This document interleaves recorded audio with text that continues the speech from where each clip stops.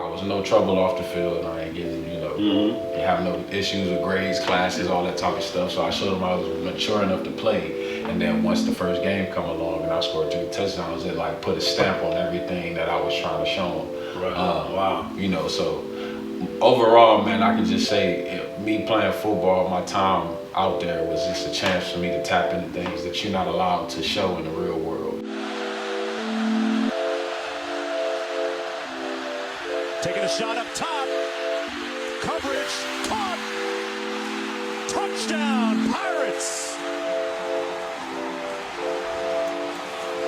Grayson with a great catch working against Wilson.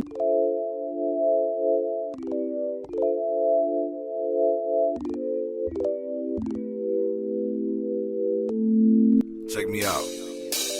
Wake up, twist me up some loud.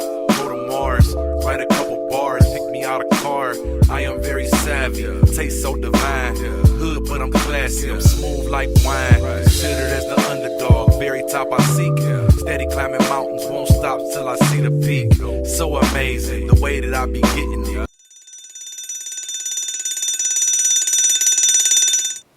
Happy New Year's, everybody. I want to welcome y'all to the CDL Plug Podcast. I'm your host, Desmond Wilson, a.k.a. Str8edge Des.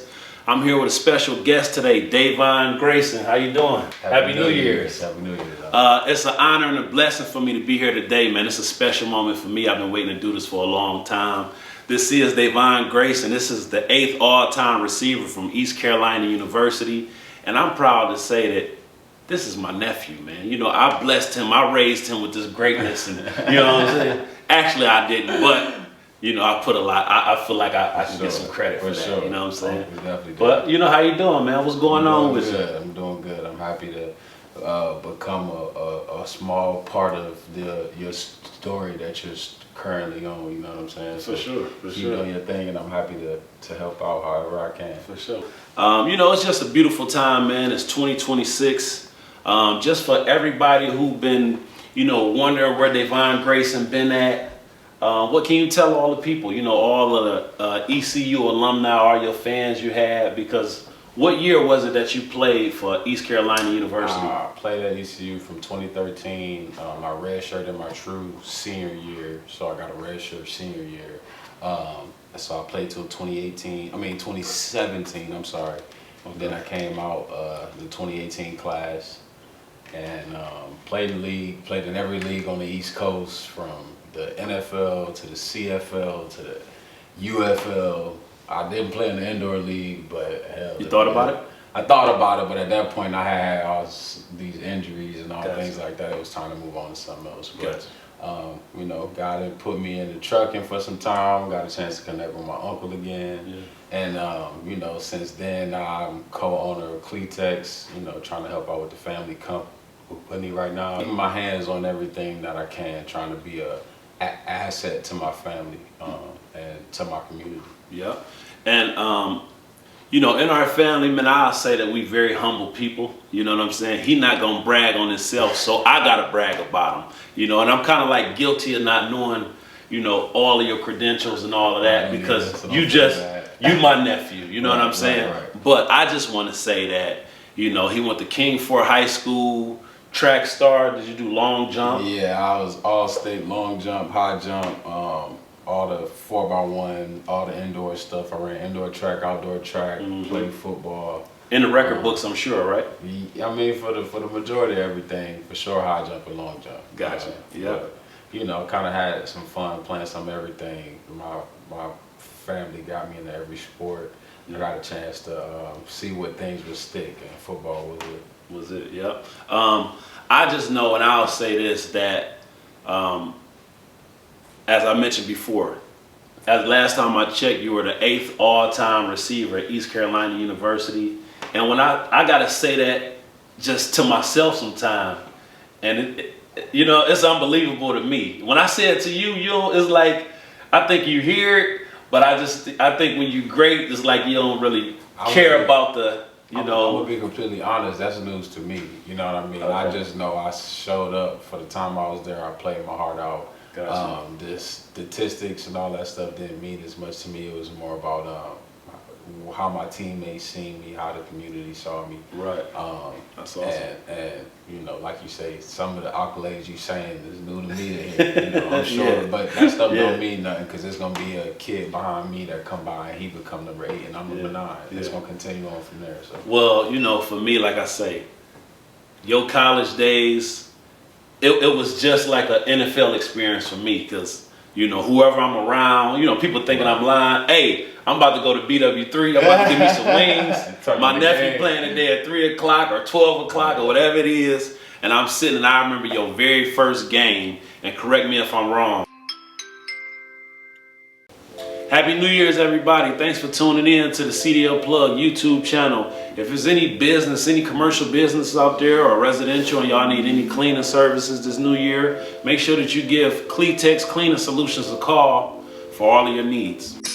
Cletex Cleaning Solutions. Hey man, and buy a t-shirt as well. You scored 3 touchdowns in the NCAA football game. How did that feel? Was that ever done before? Is that a record? It's got to be a record at East Carolina University. I might be at ECU. I'm sure it's been done before, but hadn't turned 18 yet. I was still 17 years old. The school we was playing was ODU. Is that like Old Dominion? Yes. Okay. And they up the street from my high school. You know, it was a school that big group of guys that I played against coming up, guys that I like looked up to. You know, they all ended up at that school, you know what I'm saying? Obviously outside of the Virginia Techs and all that stuff. So I kind of knew the guys. So before the game go, you know, they know me by name. They, what's up, Beach? What's up, Beach? Right. All that stuff. That's my nickname from high school because I moved there from Virginia. So long story short though, I ended up scoring 3 times in the game. 1 touchdown I stole from a teammate that I still feel horrible about. What teammate was that? Number 15. He was a senior too, man. He was a senior, and I seen him when you see the shot.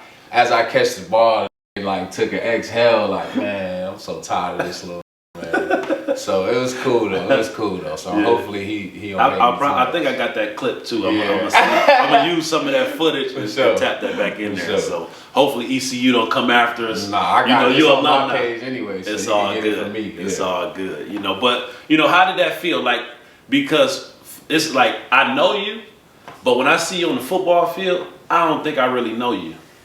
Like when I see you going crazy, I'm like, man, that's my nephew, but that's like a side of my nephew that I don't really know. Wow. So what did that feel like coming out that tunnel for your first game, being 17 years old at the time? Right.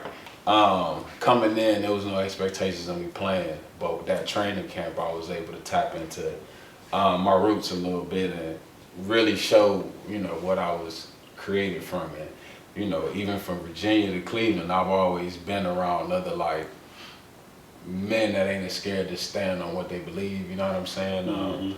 And I just feel like when I showed up, that was something that was instantly got me my foot in the door. You know what I mean? Right. And I was no trouble off the field, and I ain't getting, you know, having no issues with grades, classes, all that type of stuff. So I showed them I was mature enough to play.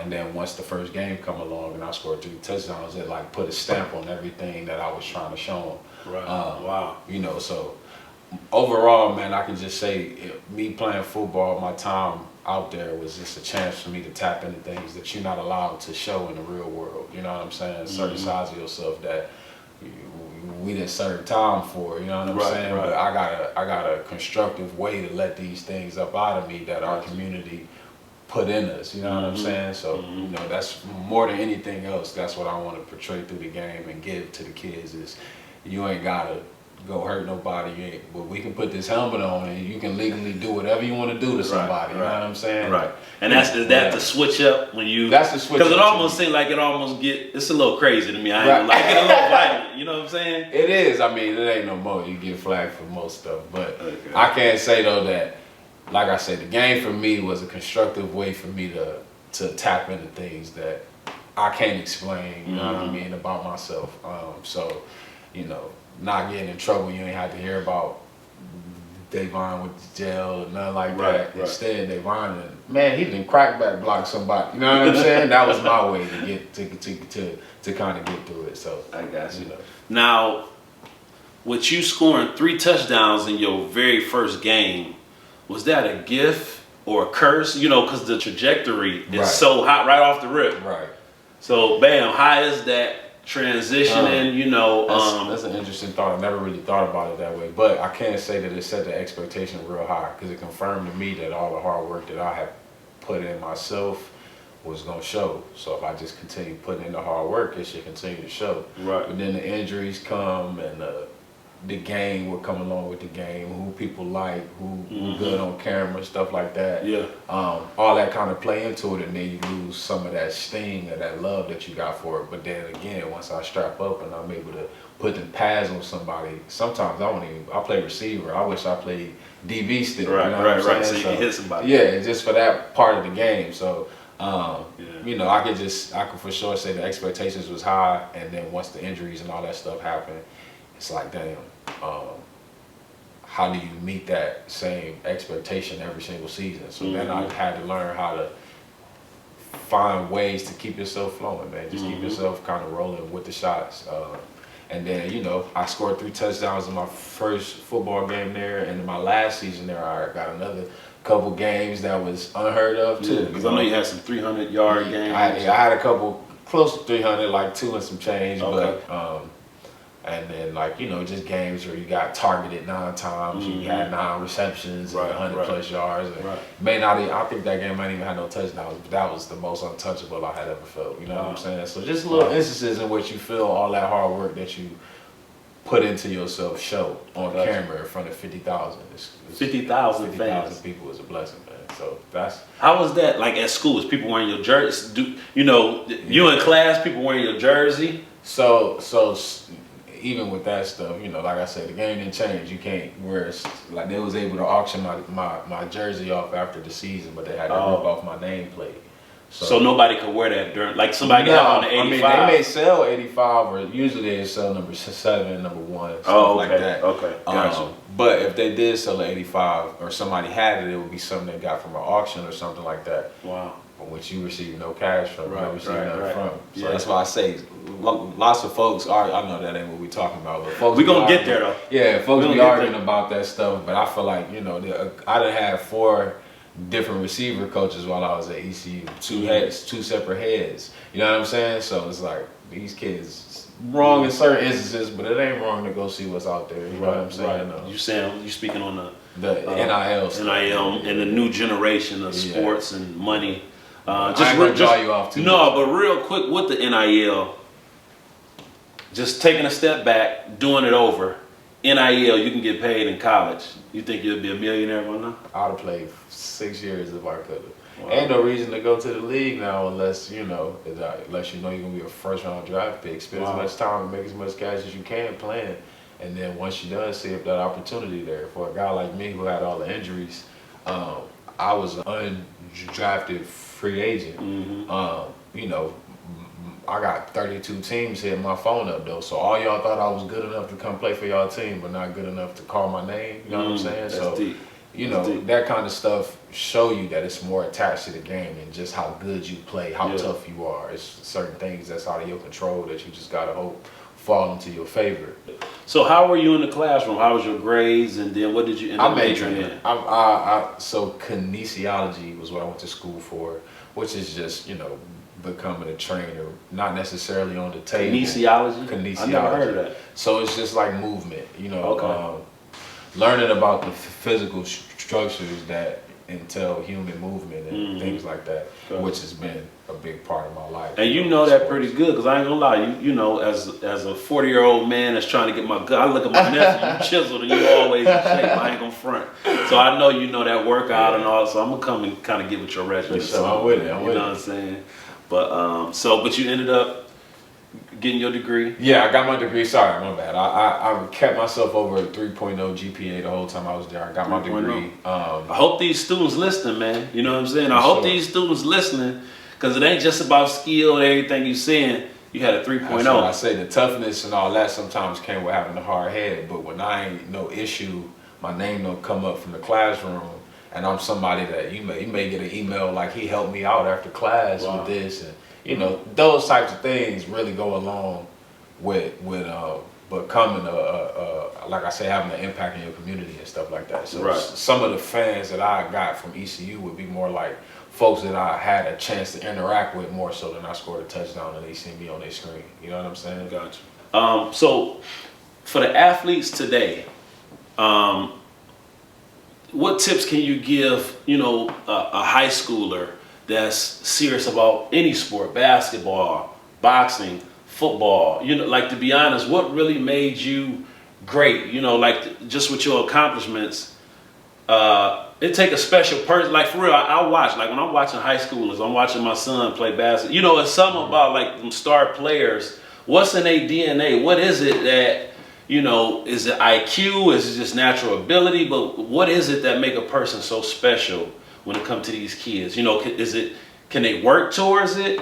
Is it in them already? I think to a certain degree, or at least what I used to say to myself, and what I tell my siblings, it can't be more important to nobody else than it is to you. So, you know what I mean? And I used to have talking to some of my old teammates. They cracked a joke and said that I was known as an uncoachable player. And I was like, what? Like, I thought I was a pretty good teammate. And Right, like, what right. you mean? And like, yeah, but what coach supposed to say when you drop a pass and you done about destroyed your hand hitting the ground? Wow. Well, it meant more to me. By the time I get to the sideline, coach is there to calm me down because Wow. I'm so angry that I missed the opportunity. That's pretty deep. So for me, it was just always, didn't nobody want it more than me. You know what I So mean? like accountability. Accountability. And when you drop a ball that was a bad football, you could always be like, man, you got to get that up or something like that. But nah, I think I can catch that ball. You know what I'm saying? Mm-hmm. I'm not going to confine myself to what everybody else can do because I think I can do more than that. You know what I'm saying? Right. We all got the same 2 hands and 2 feet. So if you could do it, I think I can do it, and I can do it a little bit more quick, a little bit with a little more umph on it. You know what I'm Right. saying? So that's just how I carry myself. But that work ethic, was that just from your parents? Like what was it? You just knew football. What was the introduction of football? Where did that come from? Everybody in my life, I mean, I don't think I grew up around no weak humans. You know what I'm saying? Even if we all had our things that kept us from our full potential and all that, it was instances of greatness I seen in everybody from, every bit of our family. You know what I'm saying? Right. On my father's side, I just knew the respect that everybody had for him. When I met my stepdad, seeing him, go from a 1-bedroom to a 5-bedroom house.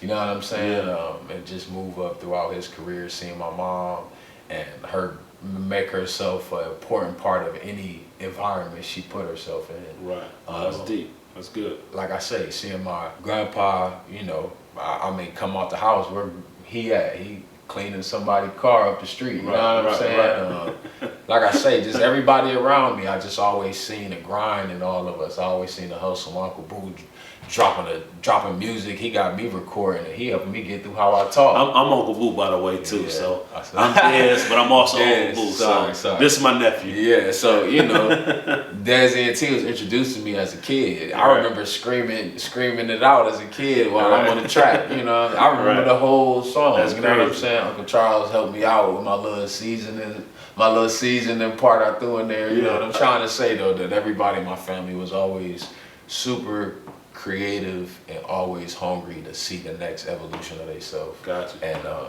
So like accountability, having role models.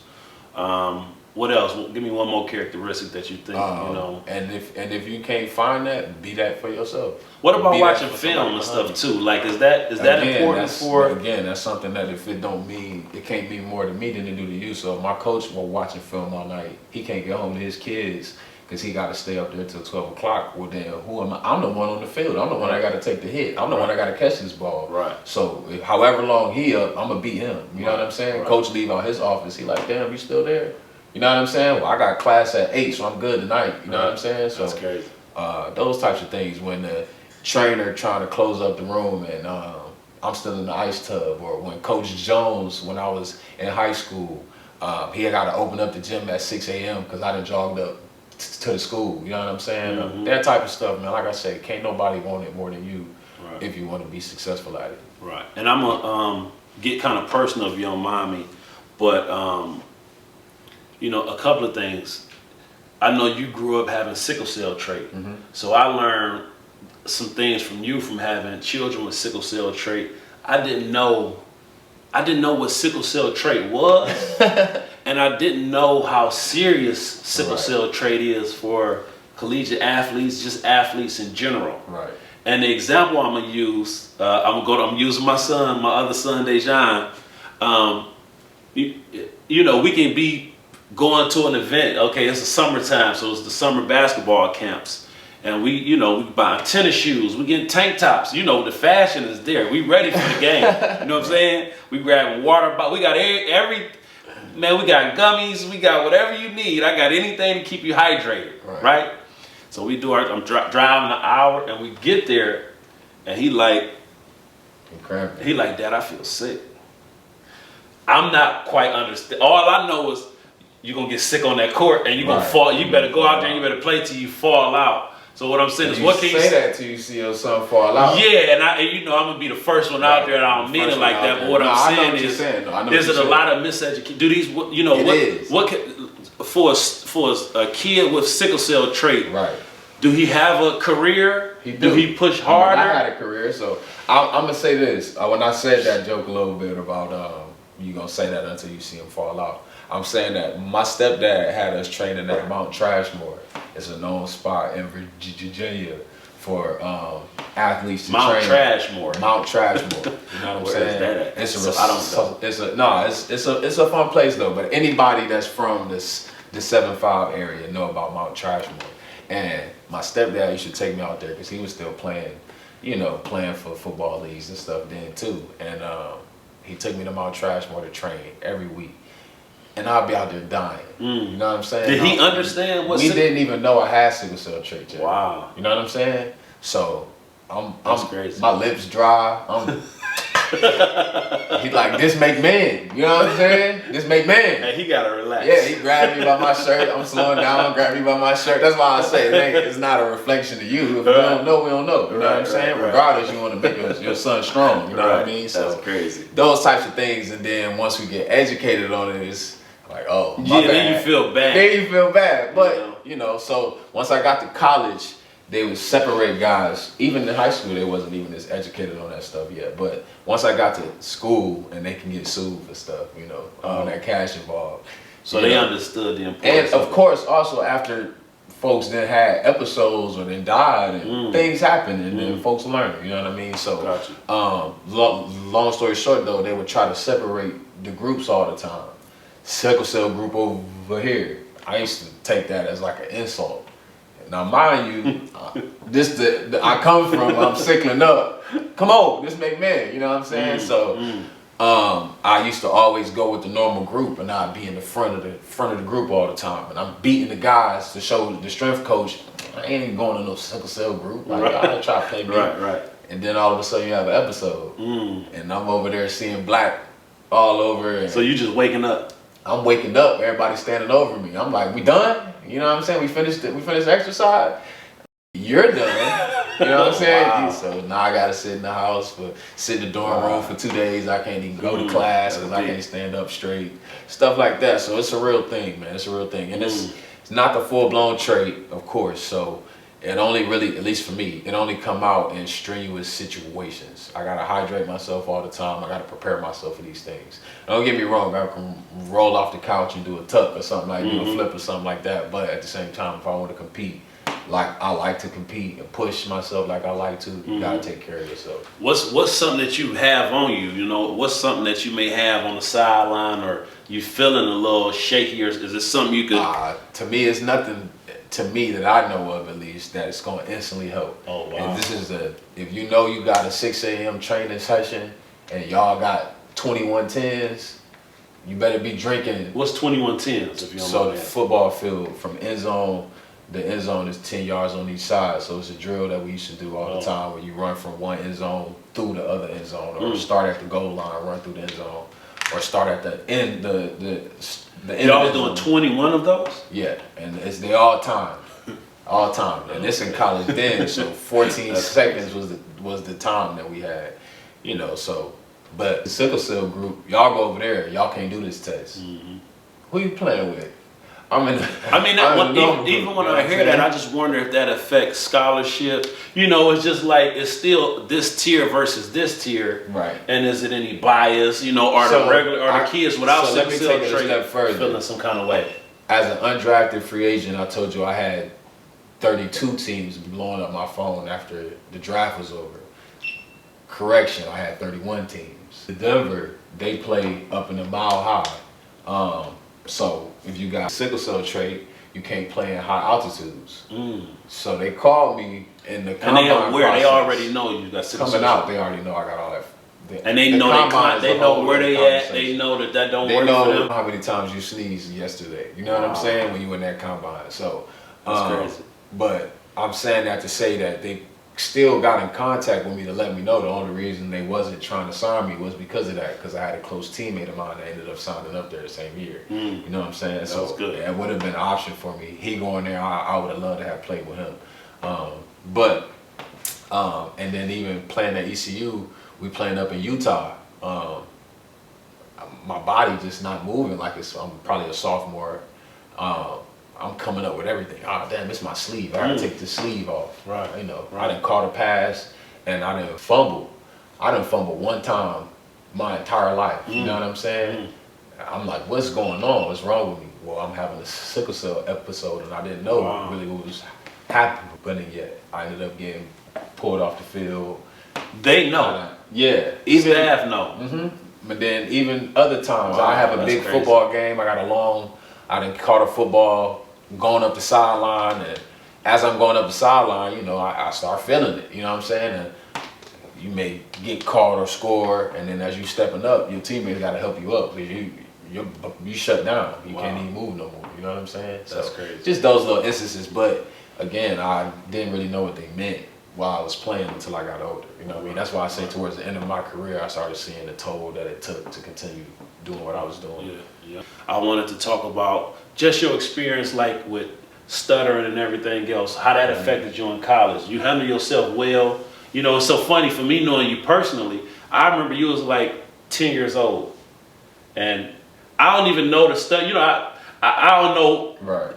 I don't want to blame myself for it. Me and Charles, maybe we was tickling you when you was a kid. I don't know. We was literally kids. Everybody blamed themselves for my We was stuttering. kids with, you know, but so to me, you don't stutter. It's nothing to me. You know what I'm saying? How I talk to you, right. But, you know, I always wonder, like, how did that affect you in college? You know, did that affect football at all? So when I was talking about some of the things that are attached to the game that's out of your control, that's one of the things that I was kind of talking about. Okay. How we gonna sell you if you can't say your name? You know what I'm saying? Kind of thing. So, of course, it definitely had big impacts on. But that's why I say you say you seeing a different side of me when I put that helmet on. Once that play start, none of that matter. Gotcha. How I talk don't matter. Right. Where I'm from don't matter. That's deep. Who raised me don't matter. Where I've been at. You get to be your best version of you. And in that moment though, right. You know what I'm saying? Right. I just get to fully thrive inside that moment. Gotcha. And then, you know, once you get off the field, you know, you got class the next day. You got to start planning for everything else. But when that ball snap, you can't plan on nothing but what's happening in front of you. You know what I mean? And that's a feeling that you don't get really nowhere else except for sports. And the story I was going to share, you was about 10 years old. I was recording music. You stutter. I promise you. I put a beat on. You started rapping and you didn't stutter one time for 5 minutes. I don't know what that is, how that is. Yeah. I mean, you're not stuttering now. Like, you understand what I'm saying? So that's amazing to me, just how the mind works, how that works like that. Like you said, everything kind of inside the mind. It done taught me all these techniques to use, you know what I mean? And music was always something that would help me. I can recite any Lil Wayne song from word for word, but then crazy. Once I stand up in class, I can't get a word out. What it is, I don't know, but you know, the calmer I am, the more I kind of think before I talk. Sometimes, you know, that's why I say I've been able to be in places that I get to react before thinking about it. You know what I'm saying? That ball snapping, you try to quick jam me. That ball snapping, you try to get hands on me real quick. Well, I didn't think you was gonna shoot your hand, but I was prepared for it, so I'm gonna do what I gotta. Well, you can't, you know, when you're talking, I can't react like that. You know what I'm saying? I gotta kind of plan ahead, or I gotta slow myself down like I'm doing right now. Right. No, that's awesome. Yeah. So If you just could sum up your whole collegiate experience, how would you put that into words? Was it a success? You know, are you like? Do you feel like you didn't make it? Where are you at with that? Just overall, man, success, all that stuff is internalized. I think it's more than anything else I can say is mine. There's few things in this world that you get to take after you not here no more. The things that I've seen, the places that I've been able to go, the places that the sport has taken me, from the time my dad first put that football in my hands to right now, I done seen so many different places. You know, I've been hearing songs. I'd have been hearing songs playing through my headphones and be like, oh, they talking about where I'm at right now. You know what I'm saying? So I just think overall I can say it's mine. After college, you went undrafted. For me, and maybe I'm interpreting your story wrong. I just remember I'm watching you playing for Kansas City preseason, and if it was a movie, I felt like the ball was kicked off. I felt like you was the first person. You there, your dream. I'm in the NFL. My very first game. I felt like you was on the specials teams. You went down, made the tackle, the first person down there, and got injured. And that was your last NFL game. I get the call from the Chiefs. We trying to return you. It's a new season. We just won a Super Bowl. Right. You know what I'm saying? Wow. So I return.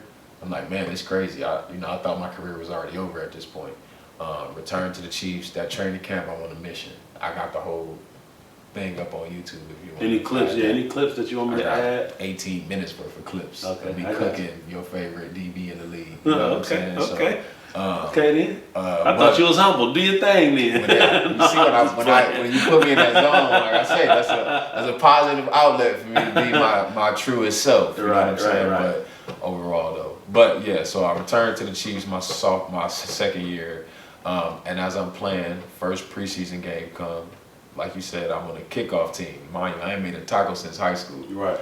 Other than catching a pick and me having to save my QB from it getting crib. Okay. So I'm flying down, and like you say, I'm the first man down. So that was technically the second season. I'm thinking that was just your first NFL game. It was my first football game. It was my first football game though, inside the league, because like I said, I was injured throughout the preseason the year before. So long story short, first preseason game of this season, I'm running down first guy on kickoff. I had this amazing training camp up to that time where it's looking like I'm gonna make the team. You know what I'm saying? At least from where I'm seeing it, from what the tape say. And then I run down. Surely enough, like I told you, now hindsight I know this. The guy that was blocking me played defensive line. I'm sorry. And from my area, I've been playing against this guy since high school. Wow. But when that big dude flash across your face and you ain't seen nobody that you got to tackle in a long time, and he the lead blocker, I just, out of instinct, I kind of protected myself and kind of went at an angle at kind of the thigh so I could just blow up the play. And then when I did that, I just kind of hit the dirt, and I just know, bruh, 300 plus come down on my knee turned in. Oh my God. And I didn't even come out that play though. So we get on offense. I'm trying to convince them I still can play. They tape my knee, you know, so it's like you can only move it so much. So I'm like, all right, if I can't move it so much, is this the story you told me where your kneecap was? My kneecap shifting inside. Moving around. So that's I'm like, crazy. Can y'all tape it up? They like, tape your knee? What you mean? Tape up your kneecap. But they tried it, and they held my knee in place with that. So I go out there on the next offensive drive we have. I got a target, and when I come out my cut, it's like my knee blew out.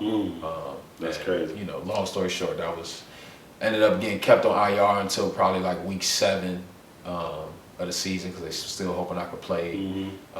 And then from there, that's when the CFL career began. Got you. So that was ultimately the end of your NFL career. Yeah. You don't seem like an individual that get caught up in what could have been and what was. I try not to be, but you know, it's still always I got close friends of mine that still playing in the league, and as much as I love and support what they do, it's always that in you that want to compete. Like, man, I still think think Chuck can't guard me. You know what I'm saying? Chuck Clark, my homie, you know, one of my close friends, Zay, you know, one of my college. We lived beside each other. Right. You know, Zay's shoulder come out of place and he'd scream my name. I come across from the dorm room, snap brush shoulder in place because we got a game. Shout out to them guys too. Yeah, so that's what Zay Jones and Chuck Clark. And Chuck Clark. He played for Pittsburgh, right? Yes. Did they win their last game? They did. So they hit the playoffs. Oh, so I'm not sure if they won this past game, but Chuck had a big game. Oh, he wow. just had a real big impact. Okay, shout out to Chuck. Yeah, man. So, you know, like I said, I just got old friends of mine that, you know, when we still go out to eat or when we ever get a chance to hang out, we still putting on the gloves and we still trying to compete, man. So it's always be that into you. Yeah, that's deep. I got one confession that I felt like this is just personal. I don't know if I ever shared this with you, but I kind of like hate sports. You know what I'm saying? And you know how you can internalize somebody else's journey and it's really not even your business, but you know, me just knowing how hard you go and just knowing, you know, how good you are and everything else, hearing some of the internal story, the politics, the things that you may not even share that I just felt. I'm a statistical person. I remember in college, I'm like, you know, I'm going off just the way the numbers, how they don't target you, how I thought they should have and stuff like that, you know. But it made me just feel like, I just felt like, hey man, the physical abuse you're gonna suffer with football, and I just feel like I feel like it does something to y'all mentally. I ain't gonna front. I feel like the push to be successful, you know, I don't feel like that's something that for normal people to go through. Do you understand what I'm saying? Like I say, I just think in order to be successful in anything, you can't really be normal. You know what I'm saying? If you in the streets, you can't be no normal dude. If you're gonna tote it, you gotta tote it. If you're gonna be in the service and you want to be super high in the service, well, you gotta do extra. You know what I'm saying? You gotta show them that you somebody that they can call and gonna show up every time. If you want to do music, you gotta be in there all night. You know what I'm saying? That's deep. That's just how I see it. So it's even with you in certain instances of my Uncle Charles. I'm like, can't nobody out rap Charles. I don't care what nobody's. Can't nobody can't nobody out rap Cheek. You know what I'm saying? These guys that I remember seeing as a little kid, and it's not like they sold out shows. Right. But I know how talented they is. And it's funny. And I get to see them be a little bit like, man, I get to see them feel the same way I feel. You know what I'm saying? When I see somebody I cook on TV and it ain't no hate or nothing, it's just you a competitor. That's what you love to do. So I think, like I said, in order to be great with anything, you gotta be a little off. Right. No, that's deep. Transitioning from the your football career and everything else, how was it when football was done? What did you get into? Yes. How hard was that for, you know, was you in a confused state? You know, how was that? Now I got you. Normal. Right. So obviously it's still, like I say, I don't really watch football like I used to. Certain things, you find new things to keep yourself entertained and find new ways to thrive in the world. But ultimately, the thing I found to sustain myself, thank God I got resources in my family. I was able to call you and get into trucking. Shout out CMV Pros, that was the transition but under that same umbrella. Yeah. And it was an honor to train you, man. I ain't gonna lie. You know what I'm saying? And it was a blessing for me because, you know, it's frustrating trying to learn how to drive them trucks. You know what I'm saying? Yeah. If you got someone on you that you can't relate to, or somebody that you don't have respect for, them lines can get blurred, or you could just quit. Yeah, I'm sure you done had like a few instances with some of the folks you train. I remember training you, man. I had some moments where I felt like, man, my nephew was a little tight at me. Because when I'm training, I go, you know how you go in your mode in football? I'm going, hey, left. Exactly. Right. Exactly. You gotta be a little off to be I don't see what I need to see. I'm like, all right, put it in. I'm like, set your brakes. Come on down and take a look. Your knee was sore because you was coming off an injury. Yeah. You know what I'm saying? And I wasn't trying to be funny, but I knew that, you know, with the driving instruction and everything else, there was certain things that you needed. You move into a new career field now. Yeah. And I know you got to see these things. And when people don't, I don't see it. If you can't see it, don't move the truck. Right. But you got to put it, you know, set your brakes, put it in neutral, and you got to come outside. And I just remember that face you get. And I hadn't been around you in a long time. Right. So you gotta think, like, Uncle, we got to think, coming from a place in which I just felt like I was the 1%. You know what I'm saying? I felt like I was the cream of the crop. And then you go to something else and you chop liver. You don't know nothing about nothing. You know what I'm saying? No, and real. then it's so it ain't like somebody that you just got to take it from. No, you got a little... You can show you're a little mad today, like, man, you know, you can do that. You can't do that at a job. You can't do that at other schools. So that's why I say it was a blessing to have somebody like that in my family. Yeah. And I was still able to put my ego aside from having to say I'm done with football now. Who am I? Well, I got somebody else that's like, I don't care. You say you this right now, so let me show you how to do this. Right. No, and you know, I mean, so you probably didn't even know how much you helped me get over it. You know what I'm saying? Because at the end of the day, it's like losing a girl that you just spent 20 years with. You know what I'm saying? You just put so much of yourself into her. And I don't think everybody really understand what, and she decided to leave you. It ain't like I wanted. It ain't like if I couldn't. I kept playing. Yeah, I had little other teams that were still offering me and stuff, but it wasn't the NFL no more. It ain't the cream of the crop. I done put all my time into this girl. You know what I'm saying? And now she leaving me. So that's how I felt. And then you felt like you put a new girl in your face. No, we got a date tonight. You know what I'm saying? So that's kind of how. No, that's real, man. Yep. So like I say, that's how I'm relating. You know, the story of Davon Grayson. I'm bringing it back to trucking because this is a CDL plug. You know, podcast.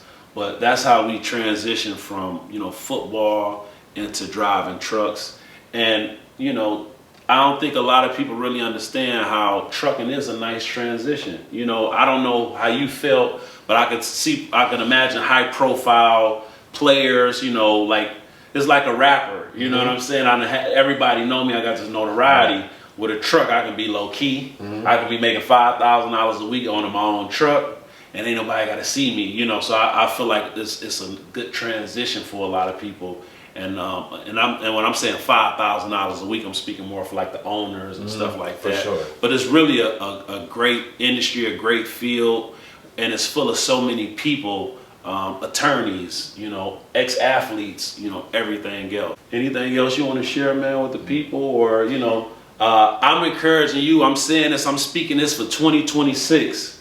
The autobiography is coming soon. The story of Davon Grayson and his journey through East Carolina University into the NFL, and just a book about life and his experiences. And I'm speaking into existence. His course coming, and summer camps for football is going down in 2026. So speak about the 85 Academy or the receiver school. What is that? 85 Academy training. Like I said, I went to school for kinesiology. So while, yes, I am an expert at playing wide receiver and football, I can also tell you how to run. I ran track. I can tell you how to throw a hook right. I've been an athlete since I was a kid. And everything you know else. What I'm saying? Gotcha. So, you know, my 85 training school, my 85 Academy training is just more about getting active. It's more about just shaping yourself into whoever you want to see when you see a reflection. So this might be football receiving. This might be some boxing. This might be everything that else. Just had a child and she want to get in shape again. Oh, that's dope. This might be somebody that just had surgery and they got their rehab that's happening over here, but they also know they can get some extra in with me because I know I done had surgery on every part of myself too. So I know all the rehab moves they're gonna have you do up there. Yeah. Well, when you're ready to launch that, we're gonna make sure we come back, set up, and we're gonna blast that. Sure. You know what I'm saying? So. But yeah, man. But I want to thank you for your time, man. It's been a blessing, nephew. I appreciate you. Thank you. You know what I'm saying? Thank you, and good luck to you in 2026. CMV Pros, man. That was a blessing, and I'm happy to continue. And whatever you need me for, you know you got me. For sure. Love you, nephew. Love you too. Peace. Real quick, get ready to wrap this thing up. So, anything that I didn't cover that you want to talk about? No, you covered more than I wanted to talk about. Gotcha. All right.